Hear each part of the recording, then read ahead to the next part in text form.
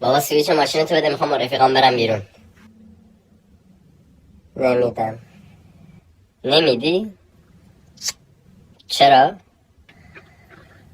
حال نمیکنم بات. میدونی من اگه با تو حال نکنم چی میشه؟ وای چی میشه؟ به مامان میگم 5 شنبه ها نمیری سر کار، به جاش با رفیقات سالن میگیرین میرین فوتبال.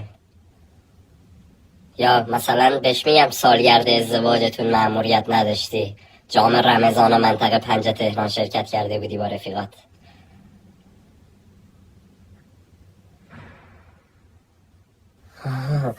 بابا سرم این حرفا چی انقدر بدم میاد میای میگی ماشین تو بده. ماشین مونی، ماشین مال هممونه، از این به بعد مال توه، ولی کاملا نگران منم نباش. من از ستاره یک مربع دارم بسته و شارژ میخرم، احتمال بردن یه 207 آیفون 17 چیزی زیاده.